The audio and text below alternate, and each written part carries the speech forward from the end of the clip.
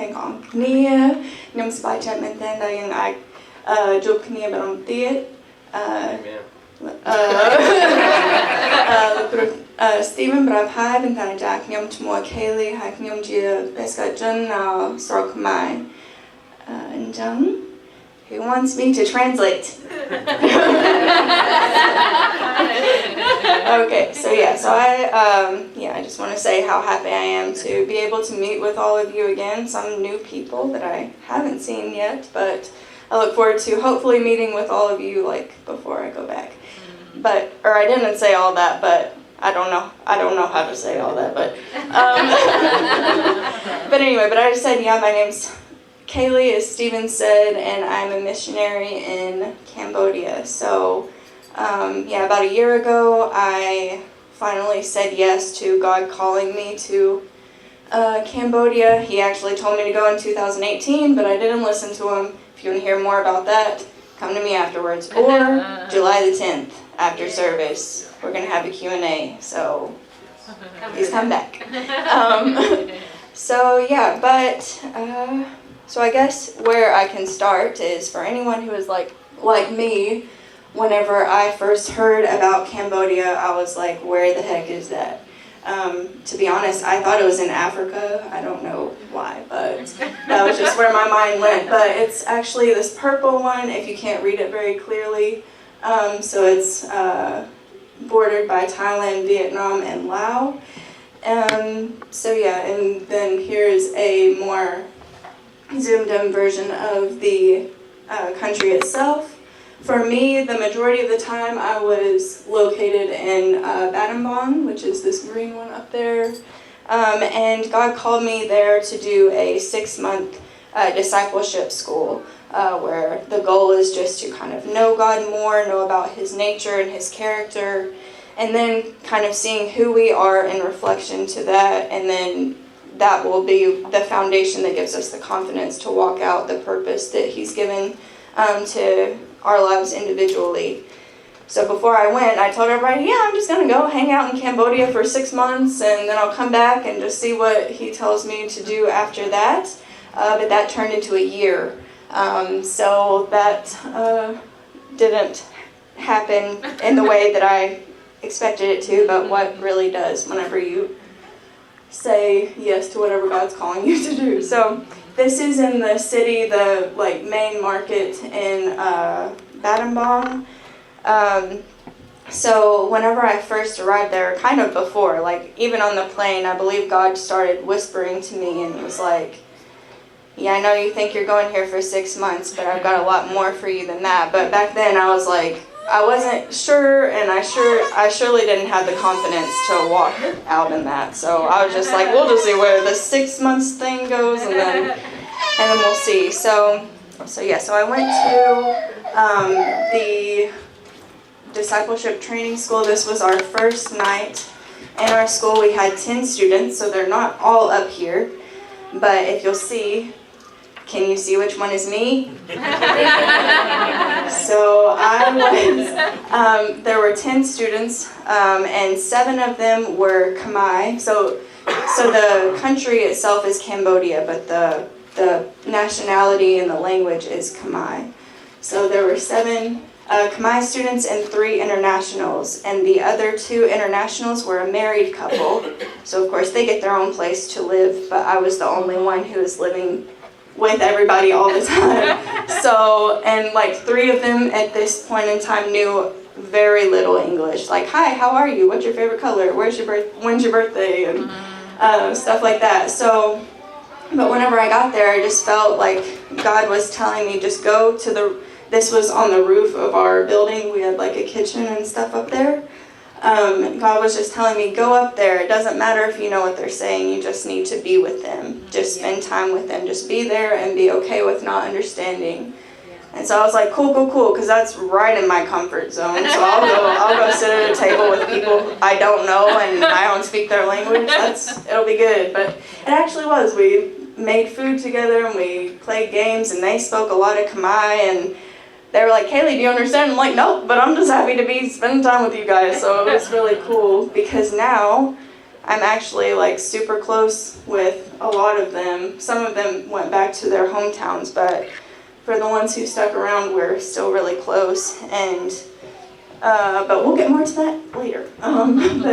So we got to learn together and just kind of go outside and spend time together and eat street food. If you want to hear more about that, again, July 10th.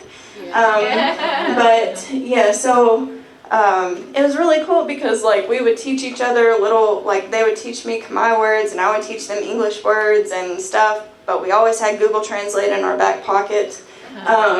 But it was just really cool to see how you could become so close with people by just being with them and just giving honor to them by not expecting them to know your language and trying to understand theirs and their culture and where they're coming from.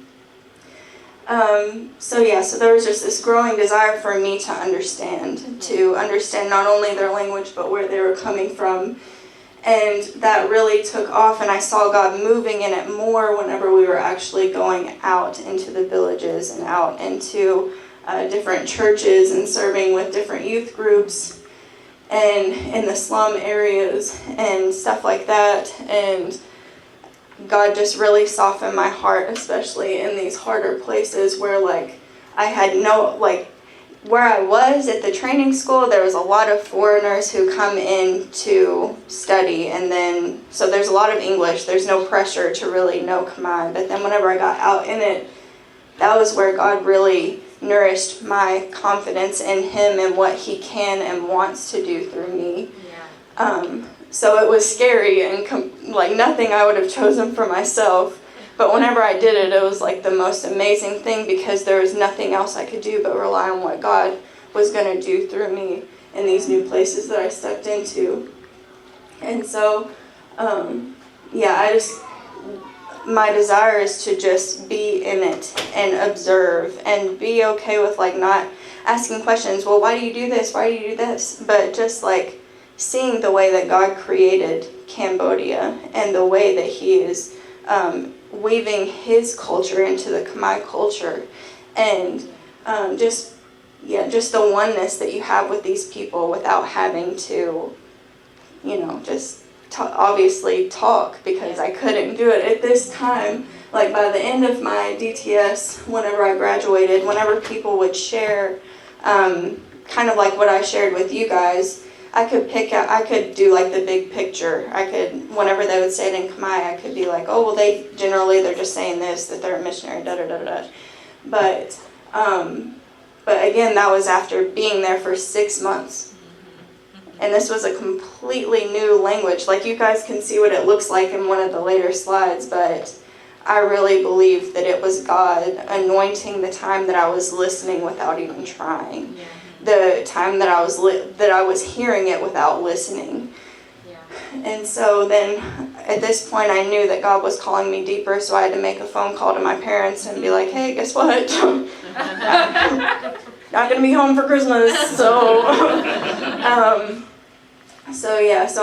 the next thing that I did was I studied in a school of ministry development, and as the name suggests, you kind of see what it looks like to be in ministry full time. I am forgetting how to speak English, so that's a good sign for what I'm doing. But so we learn what that looks like specifically through the lens of being a missionary in Cambodia. So we learned more about the Khmer culture. I actually started studying the language in a classroom. We studied about working cross-culturally and stuff like that, and I could tell a million stories, but I really just want to highlight the time that we were able to put it in application. I'll bring this back up here. We went on a 2-week mission trip type thing. I guess it's all a mission trip, but I'm a missionary now, so my life is a mission trip. But we went on a specific one to this place called Kokong. And so we actually had to go from Battambang to this place to here because there's not a road that goes here. So it was about 14-hour trip. Fun fact, Cambodia is the same size as Ohio. So there you go, just a little side note there. So we got in a van and we all made the trip to Kakong, and you can see the outreach leaders is this guy Andrew in the green shirt and Jeff, the blonde guy in the back. Their first language is English, but they are both fluent in Khmer. So we all loaded up at 4 o'clock in the morning, and they turn around and look at me and are like, "Hey, Kaylee, we're going to speak in Khmer this whole time, and you're going to translate." And I'm like, "All right, cool. So I did my best, and I did pretty good, by the grace of God. But I didn't get it all the time. But it was good because I had them there to be there in case I didn't understand. But it really trained my ears to hear it and then be able to translate it in the right context because the language is so different.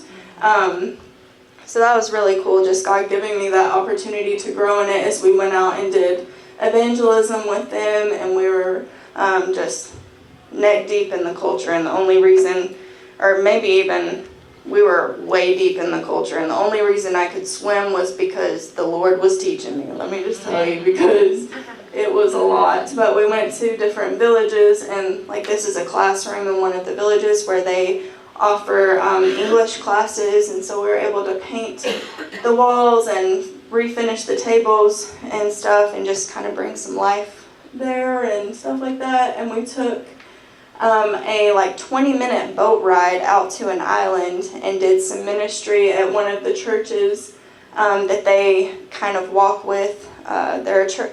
I'll talk more about this base in a sec, but they're a church planting base. So they go out. They don't just plant churches, but they're very intentional about once they plant a church, then they walk with them. That way they can kind of disciple them in those early stages. So this was at the church, but this is where I finally saw God's heart for Cambodia, to see transformation in this upcoming generation, to just be the light and be the change. I don't know if you know much about Cambodia's history, but again, if you want to know, I'm kind of trying to make this thing brief, but if you want to know, I would be more than happy to tell you, because I'm not much of a talker, but I love talking about Cambodia, so if you ask me about that, I will tell you. But yeah, the history is just very dark, but if you just really lean into God and just see the way He's already paving the road, I don't know, there's just so much hope in that, and I'm so humbled that He would call me to a place to see Him moving in that way. But here I was able to meet some new Cambodian people that I had not ever met before, and I was able to actually have conversations with them in Khmer. And which was super mind-blowing for me, because I'm used to talking to my friends, and they can understand my broken Khmer and they know what I'm trying to say and all this stuff, but it was different with these brand new people that I could actually communicate with them, and we could actually encourage each other, and I could understand them and all of this stuff. So whenever I left Kakong, it was very hard for me, and at that time I didn't understand why. I was just so emotional whenever we had to go back to Battambang. But nevertheless, we did make it. I did make it back. I shed a lot of tears, but it was fine. And I graduated from SLMD, and we had a few weeks of time off because there was a Khmer holiday coming up or something like that. And so my friend, pause. I'll come back to that story, but I forgot about this one. So this is after my SOMD. A few of my friends and I went out to eat, and we were all just sitting around the table talking together. And in that moment, I remembered whenever we were sitting around the table here. And I remember just being with them and being filled with so much joy and so much peace, even though I didn't understand what they were saying. It was just being there was everything that I needed. And then I think about here where they were talking and they were having conversations and they were cracking jokes and stuff like that, and I could laugh, not because everybody else was laughing, but because I actually understood what they were saying. And at this point, I couldn't really talk. I could talk, but I was not confident enough to talk. But I don't know, it was just amazing. And the time difference in between these two pictures is 9 months. Yeah. Wow. So, my friend Rachel, I was still processing about Kokong. I was like, what's going on there? I was just asking God, I'm like, I don't understand why I feel this way, but I'm going to give it to you, and you can show me what I need to learn from it, what I need to do with it, whatever. And so my friend Rachel, who is actually from Knoxville, Tennessee, so that's another story, July 10th. But she is a staff member in Kokong, and she invited me to come and stay at her house for a week while I was off for that Khmer holiday. And so I was like, well, I've been praying for God to show me what I need to do with Kokong, so I guess I can go back there by myself and just kind of walk it out and pray about it and stuff like that. So I did. And I got to go back to the base and kind of serve with them for a couple of days before they started their vacation. If you see the girl in the back in the Vine shirt, you can see that is me. But they had like this, they had reached out to people in the community surrounding the base, and they gave them like rice and some other things, I forget, but a big old bag of rice. If you want to know what we eat in Cambodia, rice. But anyway, so yeah, we had some time to where we could just go, and they showed me different places in Kokong, and I was able to really just get to know the people at the base there on my own and not just as part of a team. We had some Khmer food. It's very yummy. That's one of my favorite things to eat. Played with the kids and stuff, of course, and yeah, just went to different places. And ultimately, God confirmed that that is where He is calling me out.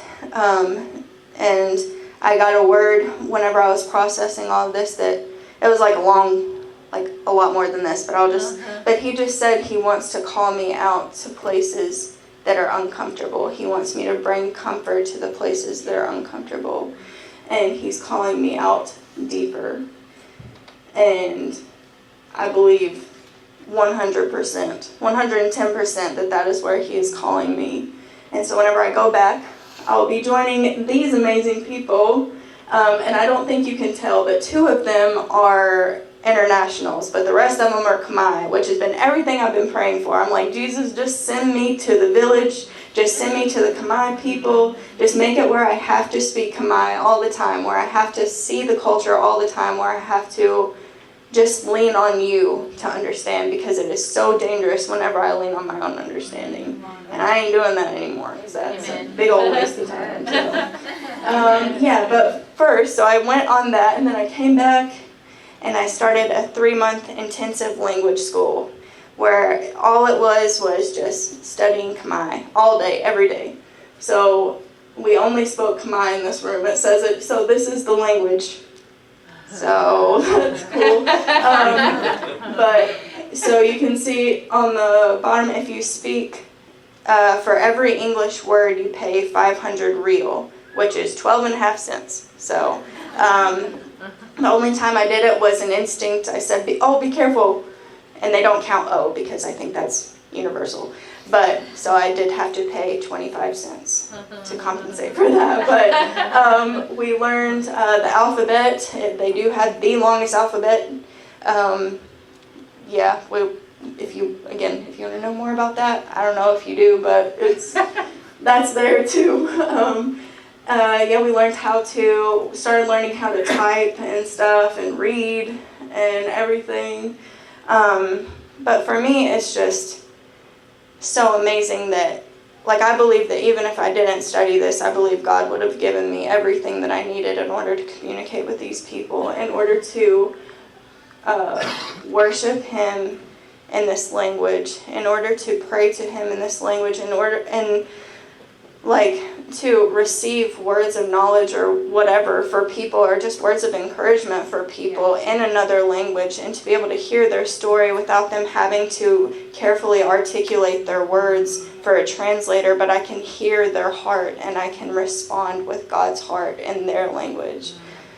And so I love this place so much, and I miss it so much. But I do want to say that I'm so honored and so privileged that this place, that this church and the people within it would be so obedient to God that you would send me to where He's calling me to go, because if it wasn't for your obedience in that, I would not be able to be obedient to Him. And so to kind of wrap it up, I want to share like 2 verses that were just heavy on my heart as I was preparing for this. And you could probably guess the first is Matthew 28:19, that says, "Go therefore and make disciples of all nations, baptizing them in the name of the Father and of the Son and of the Holy Spirit, teaching them to observe all that I have commanded you." And then I want to share Romans 10:15, that says, "And how are they to preach unless they are sent? As it is written, how beautiful are the feet of those who preach the good news." And I want to say that all of us are sent. It may not be to Cambodia. It may just be down our street. But I want to say that my prayer for all of you is that you would acknowledge the whispers that God has been telling you, and ignore the voices that are so loud that say you're too old, you're too young, or it's too late, or you've gone too far, one way or the other. That's all lies. Like, God calls us to do it, and as soon as we say yes, He's like, okay, well, here's what you do, and here's the means to do it. Yeah. And so, if God is moving in your heart about Cambodia, there are cards on the back of each of your chairs. If you just want to take it and read about it, or if you want to know how you can support a Khmer missionary directly, please come to me, because I know a lot of them. They're all amazing. But most importantly, I just want to say thank you, because I could say thank you all the time, but it wouldn't amount to how truly grateful I am to have such a strong base of support here, because it's beautiful out there, but it's hard sometimes. And so the way that I get through those hard times is knowing that there are people here who are believing in God's mission for Cambodia too. So, Sommakom, thank you. I love you guys.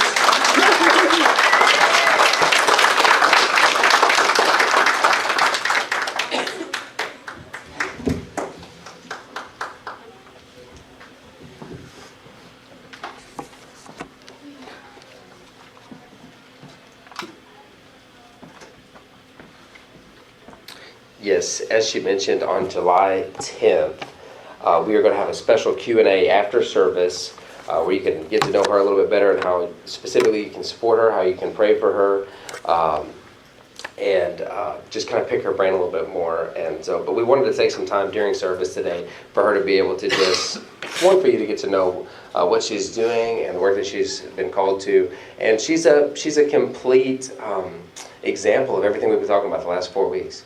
I'm sure she could have gone into details as well about the struggle with belief, and the doing of works, and the test to create faith. And of course you heard her response to what the Lord was ministering to her heart about saying yes to go and do something that's uncomfortable. But I want to talk for a second today, and I know you're kind of getting a double portion of a message today, so you're welcome. And only at church is it too long. You never have too many fries or an extra milkshake or too many cookies, right? Oh, maybe we got 2 messages today. We're ending our series today, so this is Way Walkers Part 5, but I wanted to end it today. And it really does talk about one of the last things she was saying about how difficult it is sometimes. And also you'll see the timetable between where God called her to do it and whenever the final moment of obedience took place. And we've been talking about this instance with Peter getting out onto the water and walking on the waves. And so I want to go there for the final time in this series. It's Matthew chapter 14.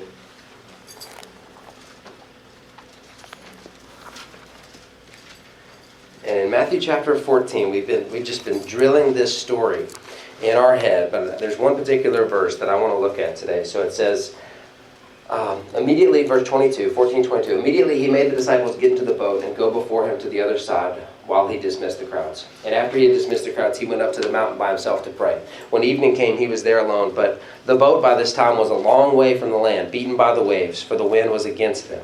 And in the fourth watch of the night, he came to them, walking on the sea. But when the disciples saw him walking on the sea, they were terrified and said, "It is a ghost." And they cried out in fear. But immediately Jesus spoke to them, saying, "Take heart, it is I, do not be afraid." And Peter answered him, "Lord, if it's you, command me to come to you out on the water." He said, "Come." So Peter got out of the boat and walked on the water and came to Jesus. And I'm going to pause right there. So everything that we've been talking about really for the last 4 weeks is about getting to this place where the fear is dismissed. All the other disciples are hiding in the back of the boat. Peter's the only one standing out there looking out. And he says, "Lord, if it's you, tell me to come." He's the only one that gets out of the boat. The only bad thing about it is he's only out there for about 2 minutes. Okay? So verse 30 says, now it's longer than I've ever been out on the water. But look at verse 30. But when he saw the wind, he was, say afraid. Afraid. And beginning to sink, he cried out, "Lord, save me." Okay? I came up with a name for that this week because I was reading this story and all week or all month, 2 months now, and I thought, oh my gosh, it's what I'm calling. You can steal this if you want to, but it's what I'm calling a Peter pattern. Okay, this is a Peter pattern. And as I was reading this, I go, oh my gosh, my whole life I've just been Peter patterning around, like one thing after another. It's like faith swells up out of the boat. Look at the wave. Start to drown. Picks me back up, out of the boat, onto the waves. Woo! Start to drown. Peter pattern, Peter pattern, Peter pattern. Right? It's walk on the waves, watch the waves, sink. Eyes on Jesus, eyes off Jesus, drowning. Faith-filled, fear-filled, anxiety. All things are possible. Nothing's possible. Depression. It's a Peter pattern, right? Where you just, and honestly, I think I can look back at my life and maybe you can look back at your life, and it's just been a series of these. One of the reasons why is because waves are not permanent. Waves aren't like giants. Giants have to fall. Waves will naturally move past you. Okay, so we all encounter waves. Kaylee's encountered waves. I'm sure she'll tell us all about on July 10th. Big, scary things that look like it was going to totally knock her out. But the thing about a wave is it just keeps going. Yep. And that's why we go through these seasons of it's like, I'm going to die. No, I didn't. I'm going to die. No, I didn't. Right? Because that's how a wave goes. It eventually will go past you, right? But what happens is if we allow our focus to come off of Jesus, we actually start to experience the very thing we're the most afraid of. The drowning. All right? And so I just wanted to tell us today that as we're exiting this series, that for the rest of your life, there will always be a wave swelling in the background. Okay, we fool ourselves into thinking that we're going to get out on this flat sea one day. And I'm just going to be staring at Jesus and just walking towards him, and it's like slow motion, like Baywatch, and it's just There will always, for the rest of your life on this side, be these big, giant, 50-foot swells.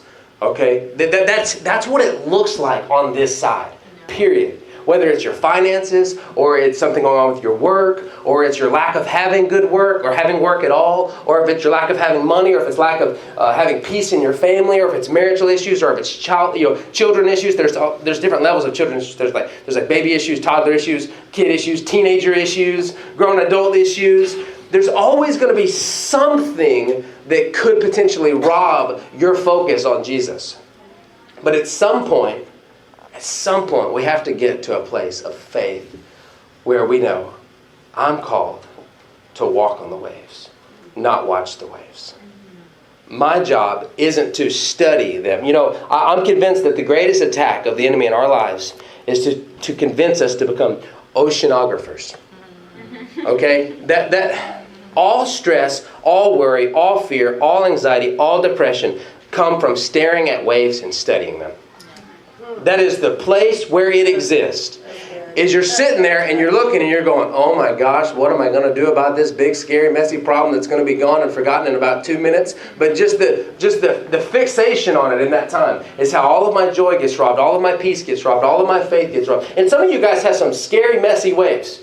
You've got kids that don't follow Jesus, grown kids. You've got prodigals. You've got financial, bankruptcy coming up behind you. You don't know how you're going to pay your bills. You've got some medical issues that you don't know are ever going to be resolved. You've got these kind of waves. But in the middle of this, the only way to walk on the waves is to take your eyes off the waves. And to lock your eyes on Jesus. That's the only way to get out there. But the enemy comes and he just convinces us that the only way we're ever going to get through this storm is by studying it. What am I ever going to do about this? What power do you have over a storm anyway? What are you going to do? The winds and the waves obey Jesus. I think I'm best just to keep my eyes on Him and trust that all this will just be taken care of. But we have this Peter pattern. We just, it's like we get all this, we get this faith series and we're all swelled up and we're like getting out of the boat. We're like, oh, this is going to be great. Until a big wave comes. Right? Until a big wave comes and you go, oh my gosh, we're overdrawn. What are we going to do to not get overdrawn? What are we going to do about this situation? What are we going to do? Oh, this person doesn't like me. How could someone not like me? Everybody's supposed to like me.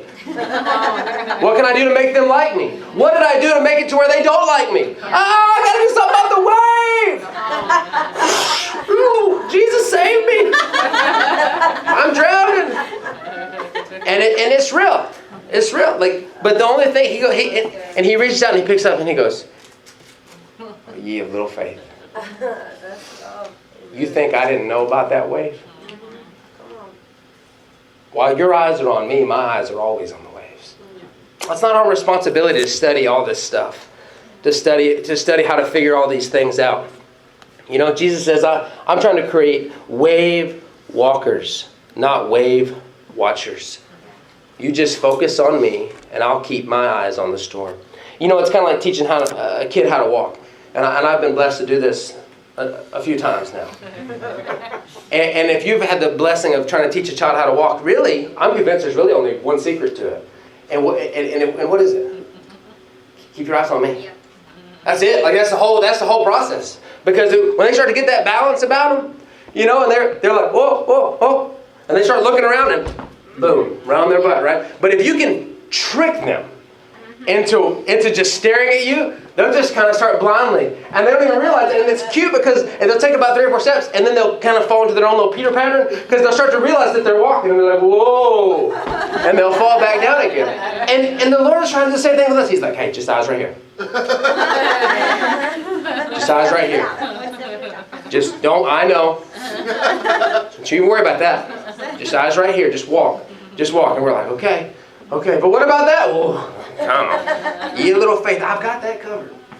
Okay? Like teaching a kid how to ride a bike too, Same way. It's like they almost have to forget that they're doing it. And they get out there and they're like, hey, I'm doing it. Oh, you didn't tell me how to stop.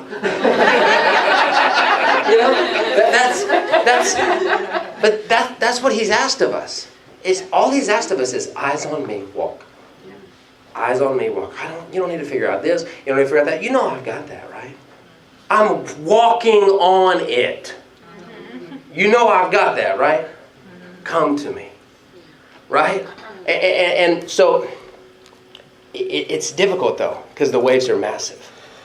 And our flesh, everything in us feels like it's going to crush us. But it won't. It'll pass. I've seen enough of these in my life. Me and Lauren were talking about this the other day. I said, I can look back over the last 6 months and I can literally write down 15, 20 waves. That all of which I sort of felt like was going to crush us. But you know what? Not a one of them did. Not a one of them did. They don't really have the power to do that. If God is for you, who could be against you? I mean, we've gotten letters in the mail to pay money we don't have. I accidentally brushed a 2022 Nissan Murano and had to pay a whole lot of money I didn't have for that, And it's funny though, because you start to develop faith to take out certain waves, and those don't even bother you anymore. I can honestly say this before you, it's all my witnesses. Financial waves don't even faze me anymore. And I'm not trying to condemn you if it phases you. It used to faze me too. But I've seen those swells so much that I don't even blink anymore. You know what messes me up? Relationships. That hurts me. I haven't mastered those waves yet.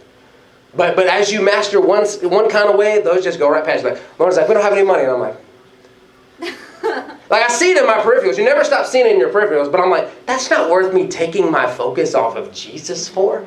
Like, we'll have money. He'll provide it. I know that God's going to provide. That's my wave. I don't know if y'all caught that or not, what was going on with my arm. But then as you start to master, got some kind of weird thing? We should have, some point in this series, I should have had you guys do a wave. I mean, but like for real, but I've learned that God is Lord over the financial waves. Yeah. So I don't take my eyes off of them anymore.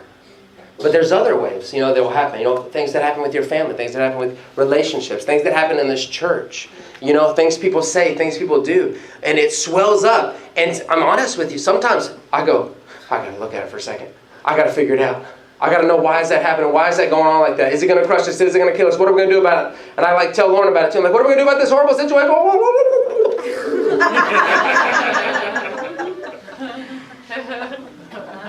And Jesus is like, hey, I know about it too, right? I know what your bank account looks like. You know that I know what's going on in your family. You know that your kids are my kids. You know that this church is my church. I didn't call you to watch the waves. Eyes on me, walk on the waves. One step at a time, one day at a time. And just remember that the winds and the waves still obey him just the same. He's just called us to be wave walkers. All right? I want to leave us off just like that in this series. But I'm going to have the worship team come up. And I'm going to have the prayer team come up. And just as we sing one last song together, if you feel the Lord ministering to you in your heart, step out on the water. If you're a person like me and you know that you fall into the Peter pattern. I told the Lord yesterday, I said, Lord, I'm so tired of Peter pattering around. And he said, why do you think I'll put you in this series? Because you're going to have to, in order to quit Peter pattern, you got to learn that there is no wave that will take your eyes off of him. You go, whoa, I've never seen a wave that high before. Oh, that's so crazy. And I see it in my peripherals, but I'm like, I'm not even looking at it. Oh, look at that. It just went right past me. Oh my gosh, they're mad at me. What did I do? I didn't do anything. Oh, it's okay. I ain't really that worried about it anyway. It's gone now. That's what he's asked of us. That's what he's asked of us. He hasn't asked all this oceanographer work. You think you're a marine biologist or something. He says that you're a wave walker. Get out on the water and walk on it. All right, as we sing this last song together today, I'm going to have the prayer team come up too. If there's anything you want prayer for today, or if you just want to respond, maybe to get out of the boat for the first time in your life, step out on the water like Kaylee's doing, and just do something meaningful with your life. It may not be Cambodia, but God has a plan for every person in this room that involves being out in the unknown, in the scary, dangerous place. Come as we sing.